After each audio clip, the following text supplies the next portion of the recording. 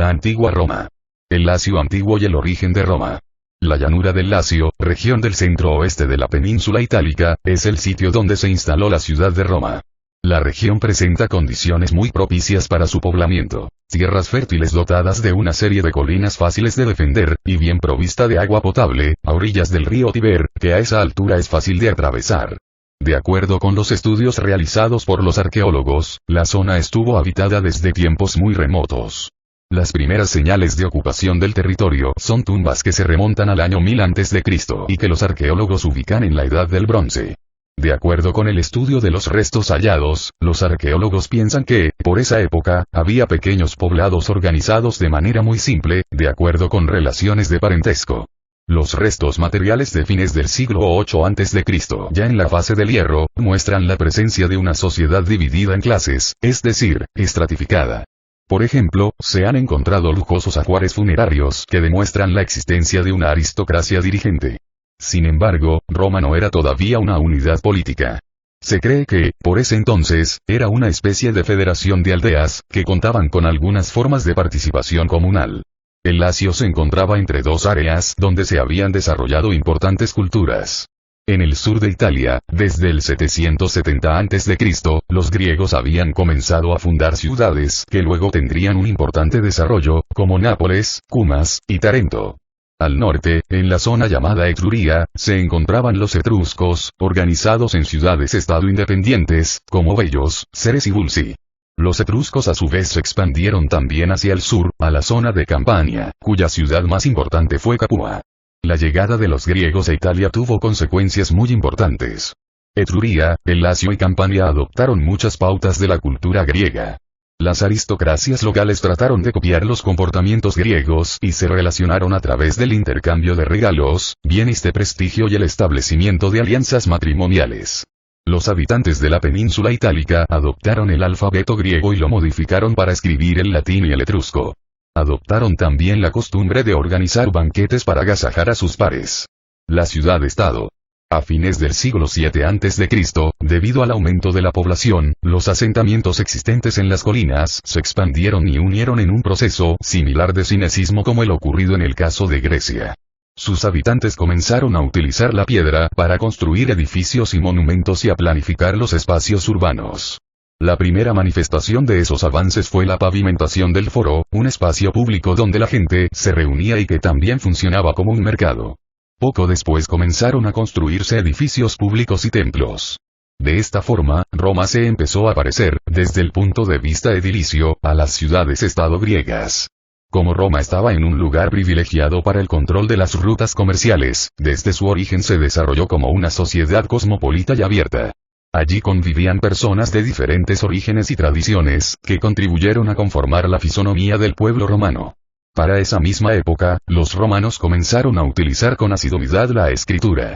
Una de sus primeras manifestaciones es un calendario bastante complejo que organizaba el tiempo cívico y religioso de Roma. El uso de la escritura está evidentemente relacionado con la necesidad de facilitar la organización de una sociedad crecientemente compleja. También en este periodo los romanos se dividieron en tres grupos llamados tribus. Es probable que esa división respondiera a las necesidades de organización política y militar que caracterizaron a las poleis. La monarquía romana. Para los historiadores actuales, el llamado periodo de la monarquía romana es, en algunos aspectos, un enigma. No hay certezas con respecto al comienzo y la duración de este periodo. Los romanos escribieron su propia historia en los siglos II y a.C. La monarquía había tenido lugar mucho tiempo antes. Los romanos sostenían que el primer rey había sido Rómulo, y que luego lo habían sucedido otros 6. Sin embargo, las figuras de Rómulo y de sus 3 sucesores no parecen ser personajes históricos, sino más bien figuras míticas. Se cree, sin embargo, que el comienzo de la monarquía estuvo ligado con los cambios producidos hacia fines del siglo VII a.C. y que dieron comienzo al desarrollo de la ciudad-estado. Su origen se sitúa cerca del año 625 a.C., fecha más probable que la que indica el mito de la fundación de Roma, 754 a.C. Los últimos 3 reyes aparecen en los documentos de forma más clara como figuras históricas. Sus nombres señalan una ascendencia etrusca, por lo que algunos historiadores creen que hubo un periodo de dominación de los etruscos sobre Roma. Otros historiadores sostienen, en cambio, que los romanos eran lo suficientemente abiertos como para permitir que individuos provenientes de importantes familias de ciudades vecinas llegaran al poder. Alrededor del 509 a.C., los aristócratas romanos, con el apoyo del pueblo, se sublevaron en contra del último monarca y lo expulsaron. Ese fue el comienzo del periodo denominado República Romana. La República. Cuando los aristócratas tomaron el control del gobierno, establecieron una distribución de poderes entre sus miembros. Crearon una magistratura doble, integrada por 2 miembros, el consulado, cuya duración era anual. Los cónsules eran elegidos por el pueblo, y ninguno de ellos podía realizar ninguna acción sin el consentimiento de su colega. Sus principales funciones eran militares y políticas. Eran los generales del ejército y a la vez tenían el poder de convocar a las asambleas populares, donde se elegían los magistrados y se votaban las leyes. Esas asambleas se llamaban comicios, porque allí los ciudadanos votaban, pero no podían deliberar. La oratoria cumplía un papel importante, porque los temas que se votaban en los comicios se discutían antes en reuniones preparatorias. Los patricios eran los descendientes de las familias aristocráticas más importantes de Roma. Su nombre se deriva del latín, patres, que significa padres, y designa a los miembros más ancianos de esas familias. En general, los cónsules eran elegidos entre los miembros de ese grupo. Muchos de los patricios formaban parte del Senado, un órgano de consulta que asesoraba a los cónsules. El Senado estaba formado por los excónsules y poco a poco se convirtió en la institución más poderosa de la República. Patricios y plebeyos. Durante los primeros años de la República, el accionar de los magistrados era despótico. Por ese motivo, la gente que no era de origen patricio, la plebe, se rebeló contra los gobernantes. Se negaron a alistarse en el ejército hasta que sus demandas fueran escuchadas. Para protegerse, los miembros de la plebe organizaron una asamblea, el Concilio de la Plebe. Eligieron entre los miembros de las tribus varios tribunos, para que salvaguardaran sus derechos, y los colocaron a la cabeza de la asamblea plebeya. La función más importante del tribuno era interponerse entre un ciudadano y un magistrado para evitar los abusos de poder. El concilio de la plebe respaldaba sus acciones con la amenaza de actuar utilizando la violencia. El concilio de la plebe también decidía sobre asuntos de interés común. Las instituciones plebeyas no fueron reconocidas en un comienzo, por eso puede considerarse que los plebeyos organizaron un estado dentro del estado. El conflicto entre patricios y plebeyos duró más de un siglo. Con el tiempo, los patricios reconocieron las instituciones plebeyas y su derecho a participar en todas las magistraturas, hasta entonces reservadas solo para los patricios. Las facultades otorgadas a las instituciones plebeyas fueron aprovechadas por un pequeño grupo de plebeyos ricos, quienes establecieron una alianza con los patricios para controlar el poder. Así se formó una nueva aristocracia llamada nobilitas, de allí proviene el término nobleza. Esa alianza permitió alcanzar una relativa paz y estabilidad social desde mediados del siglo IV a.C. hasta mediados del siglo II a.C., cuando comenzó nuevamente un periodo de gran agitación social. A comienzos del siglo III a.C. se reconoció el derecho de la asamblea plebeya, convocada por los tribunos, a votar leyes vinculantes para todos los romanos. La expansión militar. Durante el desarrollo de la República Romana, que duró aproximadamente 500 años, Roma fue expandiendo sus dominios hasta convertirse en un gran imperio. Los primeros años del siglo V a.C. estuvieron marcados por la expansión de Roma en la llanura del Lacio. Los romanos conquistaron y vencieron a los pueblos latinos que habitaban allí, y, aunque les permitieron conservar gobiernos independientes en sus ciudades, controlaban la política exterior y los obligaban a contribuir con hombres para sus ejércitos. Esos derechos limitados recibieron el nombre de derecho latino, que era como una ciudadanía de segundo orden en comparación con los derechos plenos de los ciudadanos romanos. A comienzos del siglo IV a.C., los romanos se expandieron hacia el norte, sometiendo algunas ciudades etruscas. Luego, comenzaron a expandirse lentamente hacia el sur. La compleja política exterior llevada a cabo por los romanos en su relación con los griegos, los etruscos, los samnitas y otros pueblos indígenas los llevó a veces a organizar pactos de alianza y otras veces, a la guerra. Hacia comienzos del siglo III a.C., los romanos derrotaron a la ciudad de Tarento, que era la principal ciudad griega del sur de Italia, y así controlaron prácticamente toda la península italiana desde la zona de Etruria hasta la Magna Grecia. A partir de ese momento, los romanos empezaron a competir con la ciudad de Cartago, la otra gran potencia militar del Mediterráneo occidental. Cartago controlaba el norte del África, el sur de la actual España y las islas de Córcega, Cerdeña y parte de Sicilia. Roma y Cartago se enfrentaron en dos guerras. Los cartagineses formaron una alianza con el reino de Macedonia, invadieron Italia bajo las órdenes de Aníbal y estuvieron a punto de vencer a los romanos. Sin embargo, en el año 202 a.C., los romanos aniquilaron al ejército cartaginés. Ocuparon Sicilia y las otras islas del Mediterráneo occidental, además de la zona sur de Hispania. Unos años más tarde, en el 146 a.C., destruyeron la ciudad de Cartago y ocuparon sus territorios en África.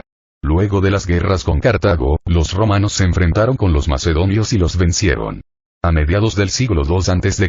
ocuparon definitivamente el territorio griego de la Grecia continental y comenzaron a influir activamente en los intereses de los reinos helenísticos del Asia Menor. El problema de las deudas y la tierra.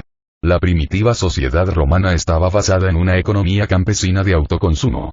Los arqueólogos y los historiadores creen que las primitivas granjas campesinas apropiadas de forma privada tenían una superficie media de alrededor de 1/4 de hectárea. Allí los romanos sembraban cereales y legumbres, y tenían árboles frutales. Esa tierra no alcanzaba para alimentar a un grupo familiar tipo, de 4 miembros. Por lo tanto, esa producción se complementaba con el uso de las tierras públicas, que eran propiedad del conjunto de la comunidad de ciudadanos romanos. Allí, los campesinos podían cultivar, recoger frutos, plantas silvestres y hongos. También usaban las tierras públicas para el pastoreo del ganado, especialmente cerdos, cabras y ovejas. Los campesinos más acomodados eran propietarios de la tierra. Otros, la alquilaban. Cuando los campesinos tenían problemas con sus cosechas, por mal tiempo o debido a las guerras, tenían que pedir prestado para recomenzar el trabajo agrícola. La garantía para la devolución del préstamo era el propio cuerpo, es decir, el deudor insolvente se convertía en esclavo del acreedor. Esa institución se llamaba nexum. Los esclavos por deudas debían trabajar para el acreedor hasta devolver la deuda contraída. Muchas veces esa relación de dependencia se hacía vitalicia e incluso se transmitía de padres a hijos. Expansión territorial y aumento de los conflictos. La carencia de tierras y las deudas fueron los problemas más graves que sufrían los romanos pobres, y el motivo por el cual se impulsaron reivindicaciones populares. Después de la Segunda Guerra con Cartago, Roma controlaba una gran cantidad de tierras que habían pasado a formar parte del tesoro romano como tierras públicas.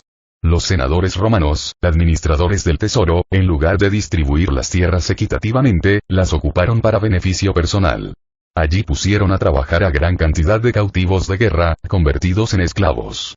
Esa apropiación inmensa de tierras enriqueció extraordinariamente a las clases aristocráticas y aumentó de manera muy pronunciada el contraste entre esas clases y los campesinos pobres y los proletarios. Proletarios significa los que solo poseían su prole. Los romanos incrementaron entonces el establecimiento de campesinos en las tierras conquistadas. Así se fundaron colonias en zonas remotas y, como consecuencia, se desarrolló el urbanismo y se expandieron la lengua y la cultura latinas. Estas medidas, sin embargo, no pudieron frenar los conflictos sociales. Hacia el fin de la República. Entre los años 133 y 125 a.C., dos hermanos de origen noble, Tiberio y Cayo Graco, impulsaron desde el tribunado de la plebe una reforma agraria. La ley aprobada por la Asamblea Popular obligaba a redistribuir entre los romanos pobres las tierras ocupadas por los grupos senatoriales. Los terratenientes reaccionaron violentamente y terminaron asesinando a los hermanos. Sin embargo, la intervención de los Graco fue el comienzo del desarrollo de políticas populares que trataron de ponerle freno al control aristocrático sobre el poder, como, por ejemplo, el impulso de las leyes del voto secreto. A partir de ese momento, los grupos populares y los aristocráticos se enfrentaron abiertamente. Esto desembocó en una guerra civil abierta en el siglo I a.C. y a la crisis y desaparición de la República. En el año 27 a.C., llegó al poder Augusto, el hijo adoptivo del caudillo popular César, quien comenzó a concentrar en su persona las funciones que antes cumplían distintos magistrados. A partir de allí la forma de gobierno fue monárquica.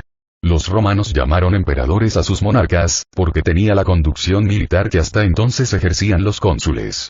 Este fue el principio de lo que se conoce como el Imperio Romano. La paz romana y el imperio. Los primeros 2 siglos del imperio son considerados por los historiadores como el periodo de oro de la sociedad romana.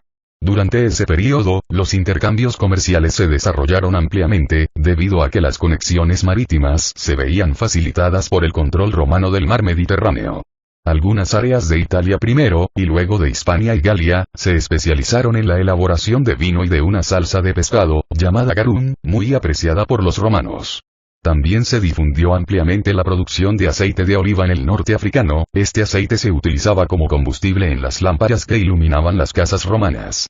La industria de ánforas de cerámica, utilizadas como contenedores, se desarrolló junto con las demás producciones. El crecimiento de importantes áreas urbanas, como la misma ciudad de Roma, Cartago, Alejandría y Antioquía, creó espacios de consumo para todas esas mercancías. Sin embargo, el principal consumidor de esos productos fue el Estado, a través del ejército y la administración burocrática, que eran los sectores que recibían salarios en dinero. Desde el punto de vista político fue una etapa de estabilidad. A pesar de ello, los emperadores romanos no lograron imponer un criterio uniforme para organizar las sucesiones. La primera dinastía, por ejemplo, fue de emperadores ligados a la familia de Augusto. Pero en el siglo II después de Cristo se impuso la costumbre de que el emperador eligiera en vida un sucesor, lo hiciera su hijo adoptivo y lo asociara poco a poco al poder. De esa manera, cuando el emperador fallecía, la sucesión resultaba menos traumática. La crisis del siglo III y el Bajo Imperio. A comienzos del siglo III la estabilidad imperial comenzó a resquebrajarse. Los emperadores dependían cada vez más del apoyo del poder militar para mantenerse en el poder. Al mismo tiempo, se fue formando una clase de burócratas estatales que eran más eficientes para ejercer el gobierno.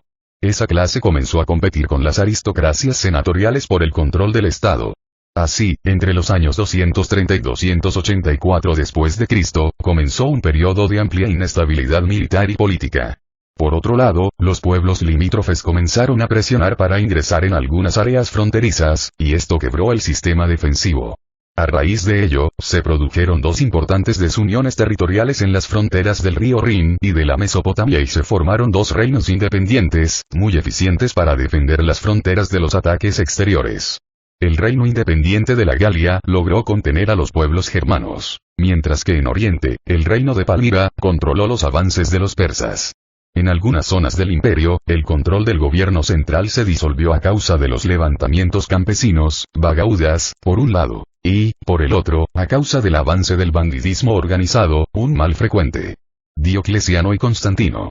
En el 284 después de Cristo llegó al poder el emperador Diocleciano, quien logró recomponer la estructura del poder imperial a través de una amplia reforma del Estado basada en una mayor eficiencia militar y administrativa. La base de esa reforma fue la implementación de un sistema impositivo muy eficiente y opresivo que caracterizó al Imperio Romano tardío. Diocleciano asoció al poder un coemperador, lo que en la práctica significó la subdivisión del imperio en dos áreas diferentes, el Imperio Romano de Occidente de habla latina, y el del Oriente de habla griega. Poco después, en el 312 después de Cristo, arribó al poder Constantino, quien fue sucedido luego por sus tres hijos. Ese periodo se caracterizó por una gran concentración de poder en la figura del emperador. Constantino fundó la ciudad de Constantinopla, en la estratégica zona del Bósforo donde se unían el imperio de Oriente y el de Occidente, con la idea de crear una nueva Roma. Esa medida reforzó la independencia relativa del imperio de Oriente, más rico y estable que el occidental. Constantino se convirtió al cristianismo y por primera vez se apoyó en las estructuras de la iglesia cristiana para reforzar su política de Estado. A partir de entonces, sería frecuente la presencia de obispos como consejeros y amigos en la corte imperial. Del cristianismo, de las iglesias primitivas a religión oficial. El judeo-cristianismo y la prédica apostólica. Jesús de Nazaret predicó en Palestina, en momentos en que ese territorio se encontraba bajo el dominio de los romanos. Jesús sostenía que la ley religiosa judía no era obedecida correctamente y debía respetarse. Por ese entonces, algunos judíos radicalizados aspiraban a independizarse de Roma y Jesús fue condenado y ejecutado acusado de sedicioso. El pequeño grupo de seguidores de Jesús, los apóstoles, continuó predicando sus enseñanzas después de su muerte. Su mensaje se difundió en el ámbito de las sinagogas, donde se cumplía el rito judío. En un principio, el grupo más influyente de los apóstoles se radicó en la ciudad de Jerusalén. Alrededor del año 49 se produjo un conflicto entre los judeo-cristianos que querían mantener las prácticas judías como obligatorias, y quienes opinaban que era necesario predicar la religión a los no judíos, los gentiles. El triunfo de esta última posición, impulsada por el apóstol Pablo, significó la progresiva ruptura del cristianismo con la comunidad judía. De allí en adelante, la difusión del mensaje se amplió hacia los sectores gentiles del Mediterráneo oriental. Poco a poco, se fueron creando pequeños grupos de fieles en las ciudades más importantes del Oriente, como Antioquía y Éfeso, y también en el occidente romano, como Roma y Cartago. Posteriormente, Alejandría se convirtió también en un centro importante del cristianismo. Esos grupos se llamaron a sí mismos iglesias, palabra que deriva del griego eclesia, que quiere decir asamblea. En el año 70, los romanos destruyeron la ciudad de Jerusalén como represalia por una serie de levantamientos judíos ocurridos en el año 66. Después de esos hechos, la línea del apóstol Pablo se fortaleció definitivamente. La postura de Pablo implicaba una lectura más abierta del mensaje de Jesús y el abandono de la religión ligada a un grupo étnico en particular. Ese proceso entre los cristianos coincidió con el proceso de integración política y social que sufrió el Imperio Romano durante los 2 primeros siglos de nuestra era. A medida que las iglesias locales se fueron ampliando, empezaron a organizarse internamente. Esa organización marcó la finalización del denominado período apostólico y el comienzo del proceso de jerarquización de la iglesia. La organización de las iglesias. Los cristianos se organizaron en las iglesias en torno de las figuras dominantes de los presbíteros, los ancianos, que eran las personas más influyentes de la comunidad, de forma similar a las sinagogas y a los colegios paganos que profesaban otras religiones. Sin embargo, poco a poco fue cobrando relevancia la figura de los obispos. En un principio, los obispos cumplían solo funciones de supervisión y control de los bienes comunes. Pero, progresivamente, fueron sumando también las funciones religiosas y rituales. Entre esas funciones, la administración de los sacramentos, en especial, la Eucaristía y el bautismo, que en un principio podía ser realizada por cualquier fiel, poco a poco pasó a ser función de los obispos. Otro factor que fortaleció el poder de los obispos fue su autoridad para controlar la interpretación de las escrituras. En un mundo donde muy pocas personas sabían leer, la capacidad de leer e interpretar los libros sagrados era una herramienta muy importante para reforzar la jerarquía eclesiástica. Entre mediados y fines del siglo II, se consolidó la concentración del poder en los obispos en la mayoría de las iglesias cristianas. Cuando los obispos tenían que resolver problemas que excedían sus propias comunidades, se reunían en concilios donde tomaban las decisiones por mayoría, aunque las opiniones de los obispos de las sedes importantes solían tener más peso. Ese funcionamiento contribuyó a organizar las iglesias dispersas bajo el poder del obispo de la ciudad de Roma, quien hacia principios del siglo V llegó a ser el obispo supremo. Algunos obispos de las principales sedes de la zona oriental del imperio siguieron compitiendo por ese reconocimiento, y ese fue uno de los motivos que contribuyó a la posterior fractura entre las iglesias cristianas de Oriente y Occidente. El cristianismo y el Estado romano. Uno de los aspectos más importantes en la historia del cristianismo primitivo es cómo pasó de ser la religión de un grupo minoritario a convertirse en la religión oficial del imperio. Los emperadores romanos reconocieron rápidamente que los cristianos eran un grupo diferenciado dentro del judaísmo. Sin embargo, el Estado romano no tuvo una política clara hacia esa nueva religión. Durante los 3 primeros siglos de nuestra era, se produjeron conflictos con los cristianos, en general de baja intensidad y de alcance local o provincial. En algunos casos, el pueblo romano o algunos gobernadores organizaron persecuciones de corta duración. La intolerancia, el desconocimiento y el hecho de que las reuniones de los cristianos solo permitieran la presencia de los bautizados, eran el fundamento para iniciar las persecuciones.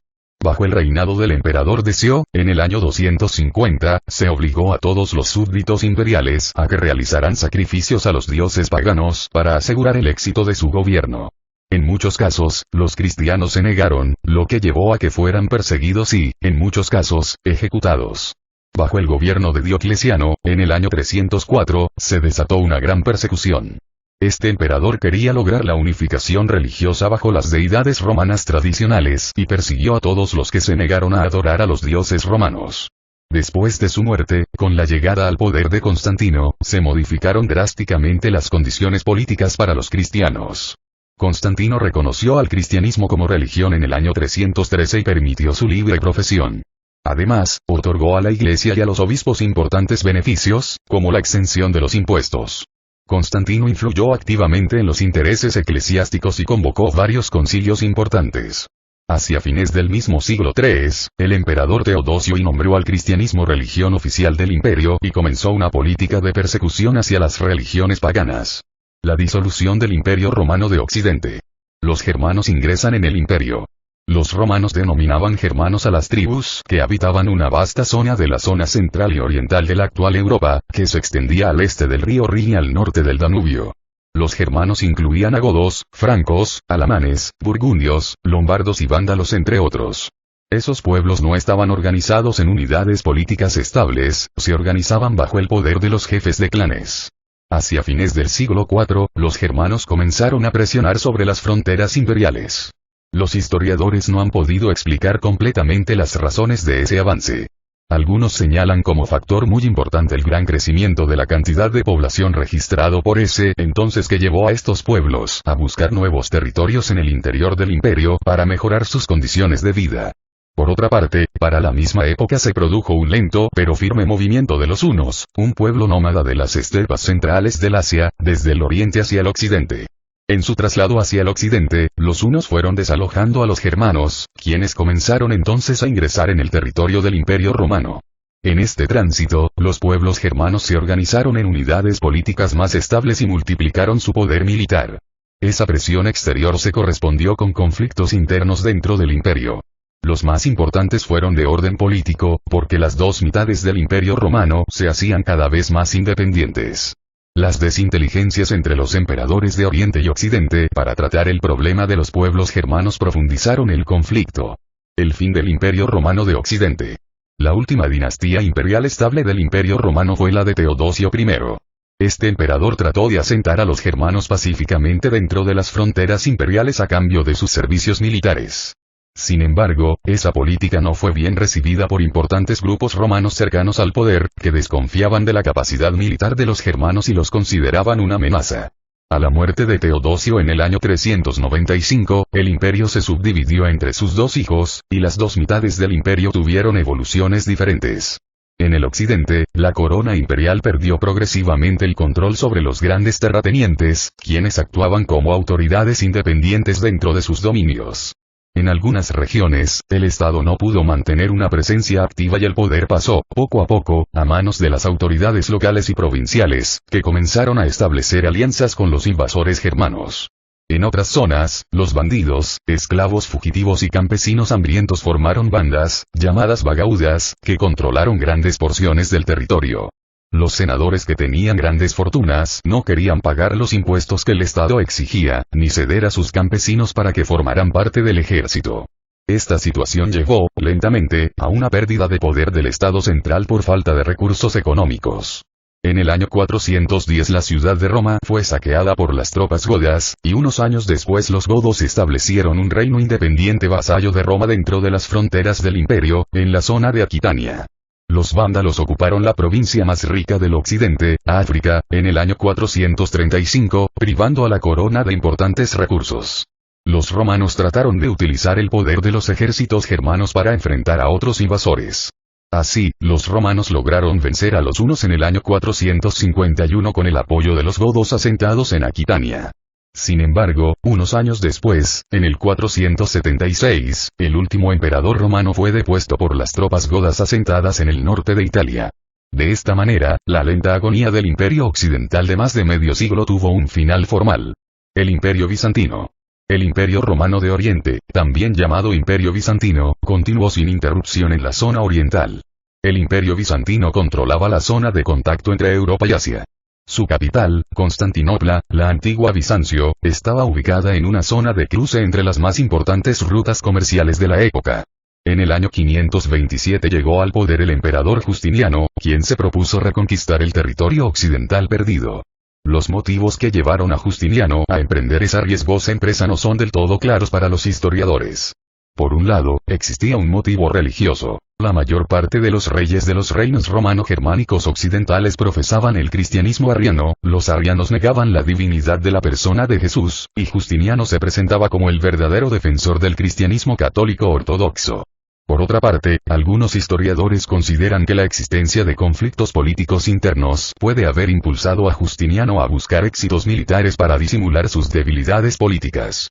En el 533 comenzó la reconquista y Justiniano logró ocupar el reino vándalo del África y el sur de Hispania. Luego, llevó la guerra a Italia y logró ocuparla totalmente en 554. Sin embargo, esa última ocupación fue efímera. Aproximadamente 10 años después, Justiniano perdió esos territorios a manos de las tribus lombardas. Justiniano reunió y organizó las leyes romanas en un código que lleva su nombre y que tuvo una enorme influencia en el derecho occidental.